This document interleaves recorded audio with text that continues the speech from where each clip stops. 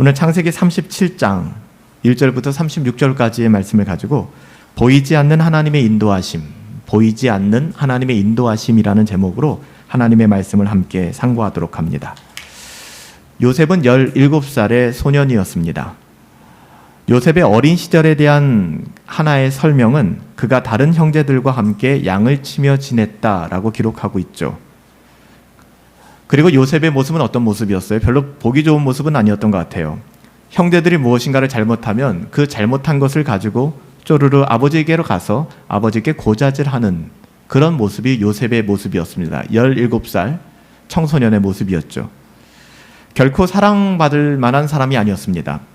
형제들로부터 더더군다나 어떻게 사랑을 받을 수 있을까요? 형제들의 잘못된 부분들을 낱낱이 부모에게 고하는, 요셉이 조금만 더 성숙했더라면 조금 더 지혜로울 수 있었을 텐데, 하여간 성경은 아주 분명하게 요셉은 형제들의 잘못을 아버지께 고하는 사람이었다라고 이야기하고 있어요. 이런 상황에서 요셉이 형제들에게 사랑받았을 리가 있겠습니까? 절대 그럴 수가 없겠죠. 그런데 우리가 여기서 주목해야 되는 한 가지는 어린 요셉에게 있어서 17살의 청소년이었지만 그럼에도 불구하고 그가 하나님 편에 서서 무엇이 옳은지 무엇이 그른지에 대한 분별력이 분명하게 그에게 있었다는 사실입니다. 형제들의 잘못된 것을 아버지에게 고자질하고 그런 불화를 일으킨 것은 결코 성숙한 것은 아니지만 그럼에도 불구하고 그것과 다른 부분에 있어서 형제들이 하나님 보시기에 옳지 않은 행동을 하고 있다는 것을 분별해낼 수 있었다는 것은 여러분 우리가 꼭 볼 필요가 있어요. 확인할 필요가 있습니다. 형제들은요, 당시 야곱의 아들들이죠. 야곱의 아들들은 가나안 문화 속에 깊이 빠져들어 살았음이 분명합니다. 그러나 요셉에게 있어서는 그들 가운데 옳은 것과 그른 것, 무엇을 해야 되지, 무엇은 할 수 없는 것이지에 대한 분명한 분별력이 있었다는 거예요. 여러분, 요셉의 성숙하지 못함으로 그것을 아버지께 고자질하고 불화를 일으켰다는 사실 때문에 요셉이 그런 분별력을 가졌다는 것까지도 여러분들 평가절하해서는 안 된다는 것이죠. 요셉이 형제들에게 미움을 받았던 원인은 솔직히 아버지 야곱에게도 한몫 있습니다. 왜냐하면 야곱은 요셉을 다른 어떤 형제들보다도 굉장히 끔찍하게 사랑했습니다.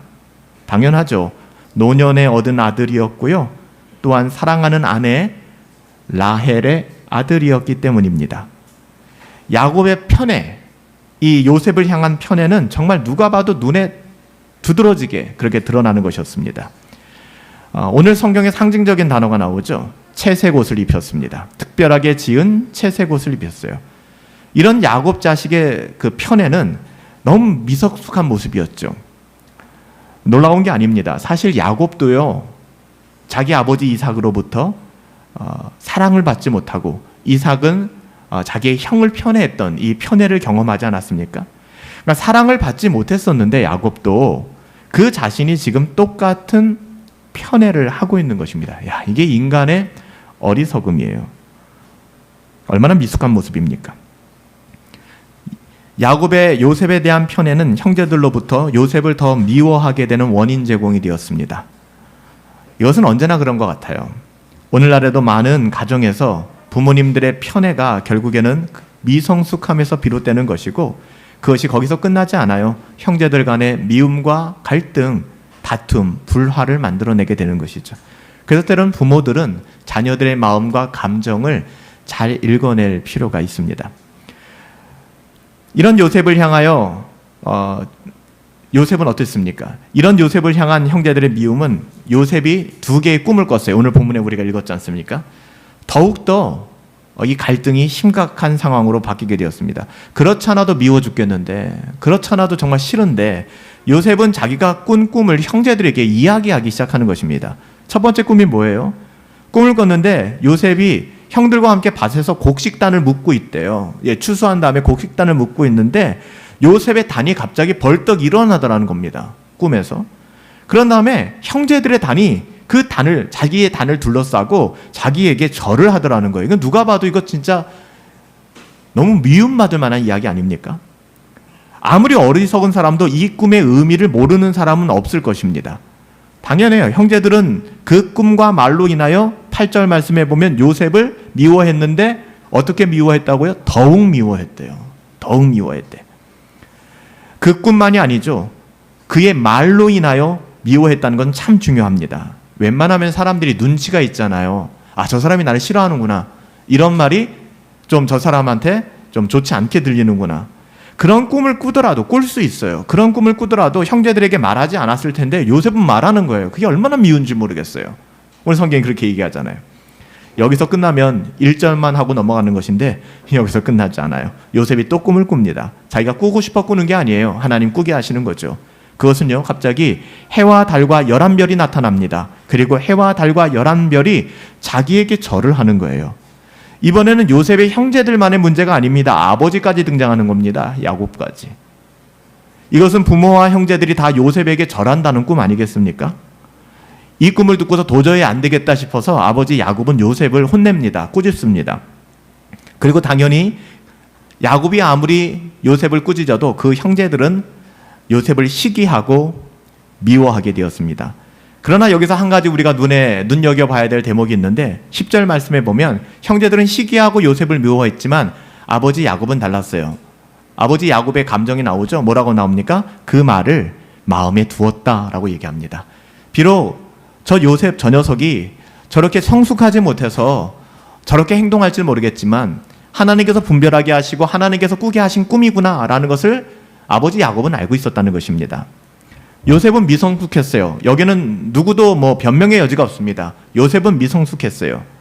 이렇게 하는 모습이 칭찬받을 만한 행동 아닙니다. 그러나 특별히 꿈이라고 하는 것은 오늘날의 꿈은 별 의미가 없지만 특별히 구약시대의 꿈이라고 하는 것은 성경이 쓰여지기 전에 이 꿈이라고 하는 것은 하나님께서 하나님의 뜻을 계시하는 굉장히 중요한 수단으로 사용하셨어요. 이 본문에 나타나는 꿈을 오늘날 우리에게 적용시켜서 여러분 막 그런 꿈을 꾸고 여러분의 삶을 해석해서는 안 됩니다. 오늘날에는 성경을 우리에게 주셨기 때문에 우리는 하나님의 말씀을 통하여 하나님의 음성을 듣고 하나님의 뜻을 분별하는 거예요. 근데 성경이 없을 때는 하나님께서는 꿈을 통하여 때로는 환상을 통하여 말씀하시기도 하셨습니다. 결국 이 꿈을 가지고 우리는 꿈을 크게 가져라. 이 창세기 36장 7장을 가지고 여러분들 꿈을 크게 가지세요. 이렇게 얘기해서는 안 돼요. 그런 본문이 아니기 때문에 단지 하나님께서 요셉에게 이 꿈을 주시고 이 꿈을 형제들에게 말씀하고 있는 것은 이제 하나님께서 이미 계획하시고 이루고자 하시는 일을 이루실 것이며 이 일이 이루어진 후에는 이것이 하나님으로부터 말미암았구나라는 것을 깨닫게 하기 위해서 요셉을 등장시키는 겁니다. 그러니까 요셉이 꾼 꿈들을 누가 행하실 거라고요? 하나님께서 행하실 건데 요셉이 나타나서 이 일을 발언하지 않았더라면 사람들이 그냥 어쩌다 그렇게 됐겠지라고 얘기할 거예요. 근데 이미 빼도 박도 못하게 요셉이라는 한 사람을 통하여 하나님이 이렇게 하셨고 이렇게 인도하셨다라는 것을 고지하고 있는 것이죠. 형제들의 문제는 여러분들 이런 겁니다. 그 꿈을 싫어했어요. 그러니까 요셉이 미성숙할 수는 있지만 요셉의 꿈 자체를 싫어했습니다. 그 꿈이 이루어지는 것을 반대하는 마음이 있었다라고 봐도 괜찮아요. 그 꿈은 요셉의 꿈이라기보다는 하나님이 요셉에게 주신 하나님의 꿈인데 형제들은 그걸 미워했다는 것입니다. 20절에서 형제들의 반응, 그 꿈에 대한 내용에 대한 그들의 반감과 증오가 어떤 것인지를 보여주잖아요. 20절에 뭐라고 얘기합니까? 그의 꿈이 어떻게 되는지 우리가 볼 것이래. 절대 좋은 뉘앙스가 아니에요. 그래? 그래 한번 지켜보자. 자식들 잘났냐? 그래 한번 보자. 이렇게 비아냥거리는 거예요. 그 꿈이 어떻게 되는지 우리가 똑똑히 볼게 굉장히 기분 나쁘게 하는 거예요. 그러나 야곱은 비록 아버지로서 부족한 모습을 보여주고 있지만 그래도 영적 지각이 있는 족장으로서 이 꿈이 예사로운 꿈이 아니구나. 그냥 넘어가지 않겠다라고 하고 그의 마음에 두었다라고 기록하고 있습니다. 이것이 바로 하나님의 백성들이 가져야 되는 태도입니다. 하나님께서 무엇을 하려고 하시는지를 생각하면서 살아가는 태도는 굉장히 중요합니다. 이제 우리 교회를 통해서 우리들의 삶을 통해서 하나님께서 하시고자 하는 것이 무엇일까를 이해하는 것이 굉장히 중요합니다. 제가 여러분들에게 구약의 요셉이라는 한 사람을 소환해서 여러분들에게 이 긴 장을 읽고 이 사람의 삶을 통하여 설교하는 이유는 다른 것이 아닙니다.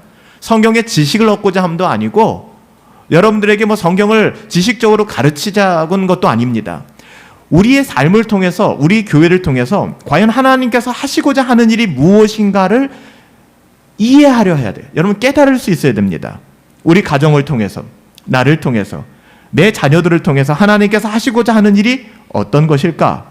늘 주의 깊게 살피고 영적 지각을 가져야 된다는 것입니다.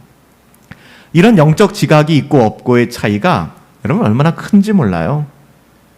그 지각이 없어서 형들은 그냥 요셉을 미워하게만 되었고 결국에는 그를 죽일 생각까지 하게 되었던 것이죠. 영적 지각이 없으면 하나님께서 하시는 하나님의 일을 대적하는 자리까지 이르게 됩니다. 하나님께서 때로는 고통이라는 문제, 때로는 내가 이해할 수 없는 문제, 때로는 나의 삶의 여러 가지 모양으로 우리가 금요 기도회를 통해서 나눴던 말씀처럼 우리에게 말씀하시는데 우리가 영적인 분별력이 없으면 불평과 원망과 짜증, 그냥 당장 그 문제에만 매몰되어서 아무 분별력 없이 살아가게 되는 거예요. 그러니까 결국에는 하나님 미워하고 사람 미워하고 남편 미워하고 자녀 미워하고 심지어는 자기 자신 미워하고 그렇게 인생을 살아가게 되는 것이죠. 결국에는 그를 죽일 생각까지 하게 되는 거예요. 요셉 저거 죽여버려야겠다. 얼마나 악한 생각입니까? 영적 자각이 없으면, 지각이 없으면 하나님의 일을 대적하는 자리까지 이르게 된다라고 성경은 이야기해요. 굉장히 무서운 이야기입니다. 창세기 37장은 야곱 가정의 상황을 잘 보여주고 있어요. 이 가정은 식구들이 많았지만 정말 외로운 가정이었어요. 오늘날 우리들처럼 무슨 1명, 2명, 3명 이런 자녀가 아니라 자녀들이 진짜 많았지 않습니까? 자녀들이 많으면 뭐예요? 진짜 외로운 가정이었습니다. 더불어 인간적으로도 행복하지 않은 불행한 가정이었어요. 하루는 요셉의 형들이 세겜에서 양떼를 칠 때에 야곱이 요셉을 보냅니다. 형들에게. 그리고 안부를 물어오도록 합니다. 어떻게 지내는지. 여기서도 우리가 살펴볼 수 있는 것은 사랑받는 요셉은 형들이 양떼를 치러 갈 때 그 인력에서 배제되었어요. 아버지가 끼고 있었습니다. 그리고 이제 그 요셉을 보내게 되는 것이죠. 야곱이 살던 헤브론에서 세겜까지의 거리가 약 한 70km, 80km니까 굉장히 먼 거리예요. 여기서 한 청주 내려가는 거리니까, 원주 가는 거리니까 굉장히 먼 거리죠. 게다가 요셉이 세겜에 가서 형들을 찾지 못하고 도단까지 올라가지 않았습니까? 도단까지는 거기서 10마일 이상 떨어진 거리니까 한 여기서부터 거리로 따진다면 대전까지를 이 요셉 혼자 내려가게 된 것입니다. 놀랍지 않아요? 놀라운 것은 아버지 야곱이 사랑하는 아들 요셉을 그 멀리 있는 형들, 그것도 요셉을 죽일 만큼 증오하는 형들에게 보냈다는 사실이에요. 하나님이 섭리하지 않으면 요셉이 안 보냈을 거예요. 하나님이 기가 막히게 섭리해서 야곱의 마음을 만지시고 요셉을 보내게 된 것이죠. 정상적이고 좀 생각 좀 한다면 이렇게 하지 않았을 것 같아요. 야곱이. 근데 야곱이 요셉을 보내게 됩니다. 형들에게로. 더 놀라운 건 요셉의 태도예요. 가면 어떻게 될지 직감할 수 있었을 텐도 13절 하반부에 보면 순종하죠. 내가 그렇게 하겠습니다. 왜 놀라운 일이에요. 이 모든 일에 그냥 우연이라는 건 없습니다. 우리는 여기서도 예수님을 보게 됩니다. 그리스도의 어떠하심을 보게 되죠. 그리스도께서는 하나님을 향하여 적대적인 세상으로 보내심을 받았습니다. 그리스도께서는 온전히 순종하셨습니다. 아버지께. 성부 하나님의 뜻을 받들어 온전히 행하셨습니다. 그래서 요셉의 순종은 그리스도의 모형이 되는 것입니다. 요셉의 순종은 그런 그리스도의 모습을 그대로 보여주기 때문에 예수 그리스도를 보여주기에 충분한 것이죠. 요셉이 아버지께 순종하듯 그렇게 순종하던 아들이었듯 그리스도께서도 온전한 순종을 성부께 드렸던 것 우리가 확인할 수 있지 않습니까? 결국 어때요? 요셉은 도단에 이르기까지 한 50마일 이상 거리를 찾아가서 형들을 만나게 됩니다. 드디어 이제 형들을 만나게 되는 것이죠. 멀리서 요셉이 오는 모습을 형들이 보았습니다. 너무나도 즉각적이고 본능적인 반응이었습니다. 요셉을 죽이려는 마음이었어요. 18절에 그것이 나타나잖아. 채색 옷을 입은 자가 오는도다. 벌써 그 마음이 분노와 증오가 가득한 거예요. 이미 여러분 시므온과 레위는요, 야곱의 아들 시므온과 레위는 세겜에서 대학살극을 벌였던 사람이에요. 살인 전과가 있는 사람들입니다. 사람들을 여러 죽여보았던 사람들입니다. 그들은요, 정말 많은 것을 노략질하고 시체로 가득한 성을 노략질할 만큼 도덕적인 불감증을 가지고 있었던 사람들이 시므온과 레위였어요. 그 사람들의 기질과 전과를 생각해 본다면 그들이 증오하는 요셉 하나쯤 광야에서 죽여버리는 건 일도 아닙니다. 그들은 앞서서 말씀드린 것처럼 요셉의 꿈을 죽이려고 꾀하기 시작하죠. 여기서 요셉을 죽이는 것은 반대로 어떻게 보면은 하나님의 뜻을 저버리겠다는 것이죠. 여러분 보세요. 요셉을 죽이겠다는 많은 형제들의 생각과는 달리 루벤은 장자입니다. 루벤과 유다가 또 다른 제안을 하게 돼요. 자기들 안에 이제 좀 생각이 달랐던 것이죠. 루벤은 장자였으니까요, 좀 책임감이 있었던 것 같아요. 어떻게 해서든지 동생 요셉을 좀 살려보려고. 그래서 뭐라고 얘기합니까? 21절에 우리가 요셉의 생명을 상하게 하진 말자. 피 흘리게는 하지 말자. 그를 광야 그 구덩이에 던져두고 손을 그에게 대지 말자. 그냥 두자. 그것만으로도 충분하지 않겠느냐? 아마 루벤의 속셈은 어떻게인지는 잘 모르겠지만 나중에 구덩이에서 뭐 건져내려고 했는지 뭐 어떤 생각을 가지고 있는지 모르겠지만 지금 당장 형제들이 요셉을 죽이려고 하니까 이 일을 조금 멈추게 하자 생각했던 것 같아요. 이러던 중에 이제 요셉이 나타난 것입니다. 다가온 것이죠. 형들의 무리 안에 들어오게 된 것이죠.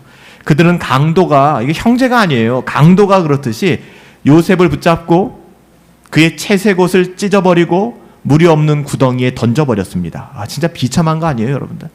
이걸 한편의 영화처럼, 드라마처럼 생각해 보세요. 이거 쉬운 일이 아니라고요. 당하는 입장에서도, 보는 입장에서도. 동생은 옷이 벗겨져 구덩이에 던져져 있지만 형들은 태연하게 밥을 먹고 있어요. 진짜 이거 어떻게 이럴 수 있을까요? 미안한 마음 일도 없어요.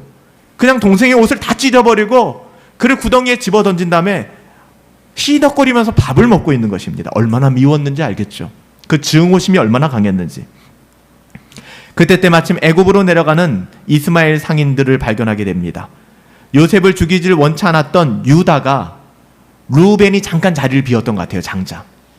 유다가 요셉을 팔아넘기자 이렇게 26절 27절에 제안을 합니다.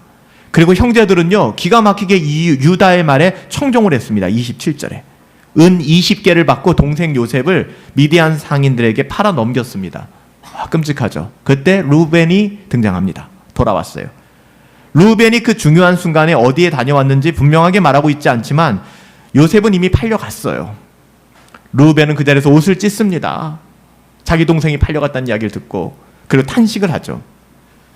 여기서 여러분 어떤 모습을 보게 됩니까? 여러분 장자가 누구예요? 이 형제들 중에, 야곱의 형제들 중에서 장자가 누구예요? 루벤이었어요. 근데 동생들이 맏형 루벤의 말에 청종하고 리더십을 인정하는 것이 아니라 루벤보다는 유다의 말을 청종하기 시작합니다. 그리고 성경은 또 결정적으로 지나갈 수 없는 말을 얘기합니다. 루벤은 그 중요한 순간에 현장에 있지도 않았고 그저 탄식하기만 하는 정말 무기력한 장자의 모습을 보여주게 돼요. 여러분, 하나님의 자녀들은 이렇게 살아가서는 안 되는 것입니다. 하나님의 언약의 자손들은 이렇게 살아가면 안 되는 거예요. 사실 성경이 왜 이런 사건을 기록하고 있느냐? 성경이 보여주고자 하는 것은 루벤이 아버지 야곱뿐만 아니라 형제들 안에서도 이미 장자의 권한, 장자권을 잃어가고 있음을 보여주고 있는 거예요. 여러분 왜 그렇죠? 구약이니까 역사를 조금은 아셔야 되니까. 왜 그렇습니까? 성경이 우리에게 분명히 가르쳐주는 것은 야곱은 여러 명의 아내를 두었죠. 그리고 그 아내들로부터 아들들을 낳았습니다. 성경이 우리에게 왜 루벤은 장자로서의 권한을 인정받지 못했는가를 뭐라고 얘기하냐면 그의 의붓 어머니 빌하를 범하는 죄를 졌습니다. 누가요? 루벤이. 이 창세기 35장 22절에 나오는 사건이죠. 그의 부도덕함이 하나님의 자녀됨을 상실하지는 않았지만 장자권을 스스로 버리는 결과를 가져오게 된 것이죠. 그리고 그 다음 차례는 누구예요? 유다가 아닙니다. 시므온과 레위예요. 둘째, 셋째가. 그 시므온과 레위가 장자의 역할을 해야 되는데 아까도 말씀드렸죠? 시므온과 레위는 세겜에서 대학살극을 벌이며 사람들을 무참하게 죽였던 사람들이었어요. 결국에 하나님께서는 야곱의 장자권을 유다에게 허락하신 것이죠. 그것을 모형적으로 보여주는 거예요. 더 나아가서는 어마어마한 일이 벌어지지 않습니까? 예수 그리스도가 어떻게 오시게 되세요? 유다의 혈통에서 예수님이 오시게 됩니다. 여러분, 이 놀라운 것은요, 우리가 역사를 얘기하고 제가 구약의 사건을 여러분들에게 설명해서 그게 무슨 유익이 있겠습니까? 여러분들이 보셔야 되는 것은요, 하나님의 시간표예요. 하나님의 주권과 섭리가 야곱과 요셉의 삶에, 특히 요셉의 삶에 함께 하셨구나. 그렇다면 우리의 삶도 동일한 시선을 가지고 해석하고 바라보아야 된다는 것이죠. 형제들이 요셉을 구덩이에 던져놓고 밥을 먹다가 눈을 들어서 보았을 때 한때 이스마엘 족속 상인들이 지나가는 것을 보았습니다. 그리고 그들의 행선지는 애굽이었습니다. 이스라엘 민족을 향하신 하나님의 계획이라고 하는 큰 그림으로 보자면, 여러분, 이제는 그 땅에 기근이 들 것이고 그 땅에 있는 모든 사람들이 다 죽어가지 않겠습니까? 그때 하나님께서 이스라엘 백성들을 애굽으로 옮겨서 그들을 잠시 피신시키고 또 그들을 연단시키고 출애굽시키고, 이 모든 과정을 하나님은 그리고 계신 것이죠. 여러분, 이런 큰 그림으로 보자면 하나님께서는 요셉을 애굽으로 보내길 원하셨습니다. 가장 크리어한 명제는 뭡니까? 하나님께서는 요셉을 택하사 요셉을 애굽으로 먼저 보내기를 원하셨어요. 지금 그래서 일어나는 사건들입니다. 근데 이걸 보지 못하면 우리는 일어나는 사건에 매몰되어서 불평하고 원망하고 기분 좋고 교만하고 끝나버리는 겁니다. 우리 가운데 일어나는 수많은 사건들이 하나님께서 뜻하신 일이 있어서 우리 가운데 지금 행하시는 일인데 이걸 보지를 못하는 거예요. 마치 우연처럼 느끼죠. 그때 왜 미디안 상인들이, 그때 왜 루벤이 그 자리에 없었지? 우연 아닌가? 그렇지 않아요. 그것은 하나님의 정확하고 한치도 오차가 없는 시간표 안에서 이루어진 사건이에요. 저와 여러분들도 다르지 않습니다. 여러분, 애굽으로 가는 길은 여럿이 있어요. 우리 인생도 마찬가지 아닙니까? 근데 하나님께서는 그 길을 택하여 요셉을 먼저 보내신 것이죠. 이제 형제들이 어떻게 합니까? 염소를 잡습니다. 염소를 잡아가지고 요셉이 입고 있던 채색 옷에 그 피를 적십니다. 그리고 집으로 돌아가서는 아버지 야곱에게 그 피에 젖은 옷을 내미는 것이죠. 32절에 우리가 이것을 얻었으니 아버지의 아들의 옷인가 보소서. 진짜 잔인하잖아요. 우리가 딱 보니까 이거 요셉 옷 아닙니까? 당신이 이뻐서 입혔던 채색 옷 아닙니까? 우리가 주었는데 아니 이렇게 피가 묻어있네요. 이거 당신 아들 아니에요? 동생도 아니에요. 당신 아들 아닙니까? 얼마나 잔인한 아들들입니까? 야곱의 이야기에는요, 야곱은 속이는 자라는 뜻을 가지고 있잖아요. 속임이 가득 찬 삶이었습니다. 이 거짓된 음모는 결국 드러나게 될 것이었지만 적어도 야곱의 가정에서 20년 이상 드러나지 않고 묻혀진 음모로 남아 있습니다. 우리는 지금 알잖아요. 20년 동안 이것이 덮여져 있어요. 역설적인 것은요, 야곱이 아버지 이삭을 자기가 형 에서라고 속일 때 사용했던 게 뭔지 아세요? 염소와 형 에서의 옷이었습니다. 그랬던 그가 지금 아들에게 속임을 당하는 장면에서 등장하는 소품 역시도 동일하다는 것 여러분 기억할 필요가 있는 거예요. 하나님은 분명한 분이세요. 사랑하는 아들 요셉의 죽음의 소식 앞에서 늙은 야곱은 자기의 옷을 찢고 굵은 배로 허리를 묶고 날이 지나고 달이 지나고 해가 지나도 애통합니다. 얼마나 사랑했으면. 사람들이 그를 끝없이 위로하지만 그 어떤 위로도 야곱은 받지 않았다. 위로받을 수 없었던 사람입니다. 이렇게 하나님은 이스라엘의 민족을 위한 당신의 거대한 계획을 이루어 가시면서도 한편으로는 야곱이라는 인물을 훈련시키고 있는 거예요. 여러분 이 그림을 보실 수 있어야 돼요. 투 트랙으로 보셔야 되는 거예요. 하나님께서 하나님의 나라의 일을 우리를 통해서 이루어 가시는 한 트랙이 있고 또 다른 트랙은 그 안에서 지금 야곱을 만지는 것처럼 우습잖아요. 자기가 자기 아버지 속였던 똑같은 소품들이 자기 아들들에게 속일 때 등장한다는 것은 우연은 아닙니다. 하나님께서 너 지렁이 같은 야곱아, 야곱의 그 어떠함을 그 노년까지도 미성숙함을 드러내시며 하나님께서 그를 만지고 계신 거예요. 그래서 우리 인생 가운데 일어나는 모든 사건과 모든 일에는 우연이 없고 하나님의 크신 그림과 또 우리의 삶을 섭리하고 있음을 둘 다 볼 수 있어야 됩니다. 오늘 본문의 마지막은 38절에 뭐라고 끝나요? 결국에는 요셉이 애굽에 팔려가게 되었고 파라오의 시위대장 보디발이라는 사람 집에 가게 되었다. 이렇게 끝나게 돼요. 여러분 보세요. 오늘 본문을 보면 하나님이라는 단어가 나오나요? 한 번도 안 나옵니다. 하나님이라는 단어가 한 번도 나오잖아요. 여러분 성경에서 하나님이라는 단어가 한 번도 나오지 않는 책이 있죠. 그래서 사람들은 이것이 성경이 아니다라는 논쟁이 굉장히 치열했던 성경, 에스더서입니다. 에스더서에는 하나님이라는 이름이 한 번도 안 나와요. 그런데 성경입니다. 오늘 본문에 하나님이 한 번도 안 나와요. 하나님이라는 이름이. 근데 하나님이 없어요? 하나님이 숨어 계신 것입니다. 여러분 오늘 제가 말씀을 여러분들께 말씀드리면서 보이지 않는 하나님의 인도하심이라고 했어요. 하나님이 인도하시는데 하나님이 보이지 않는 것입니다. 이것을 볼 수 있는 게 굉장히 중요해요. 야곱의 깨어진 가정에서 일어나는 편애와 증오, 악의와 살해 음모, 인신매마와 그리고 거짓말, 이 속에 무슨 하나님이 있겠습니까? 그러나 요셉의 생애에서 가장 중요한 주제라고 할 수 있는 것은 하나님의 주권과 섭리는 오늘 본문에서 놀랍게 드러나고 있어요. 하나님이라는 이름은 유치찬란하게 딱 드러나진 않지만, 진부하게 하나님이 이렇게 드러나진 않지만 그 배후에 누가 계신다? 하나님이 계신 겁니다. 하나님의 주권, 하나님의 로드십, 하나님의 섭리하심, 하나님의 인도하심, 그게 숨겨져 있는 거예요. 여러분, 그 하나님의 섭리가 이루어지는 환경을 좀 보세요. 하나님의 섭리가 우리의 삶 속에 이루어지는 환경을 보세요. 아버지 야곱의 지나친 편애가 있어요. 요셉에 대한 형들의 증오와 시기가 있어요. 요셉 자신은 비록 어렸지만 옳고 그름에 대한 감각이 있었고 순종하는 아들이긴 했지만 형제들과의 관계를 너무나도 잘 못 맺는 너무나 미성숙한 삶이었습니다. 인간적으로 이런 가정에서 이런 상황 속에서 뭔가 하나님의 선한 계획을 이루어 간다는 것 상상조차 못하죠. 우리 가정에서 우리 맨날 부부싸움하고 우리 맨날 지지고 볶고 우리 애들 맨날 임원형밖에 안 되는데 무슨 하나님께 영광? 우린 이렇게 생각하기 쉬워요. 야곱의 가정 별반 다를 게 없었다는 것입니다. 아, 이번 생은 망했어라고 이야기할 만큼 지지리도 못난 나의 삶, 나는 나의 삶을 그렇게 해석할지 모르겠지만 하나님은 그렇지 않다는 것입니다.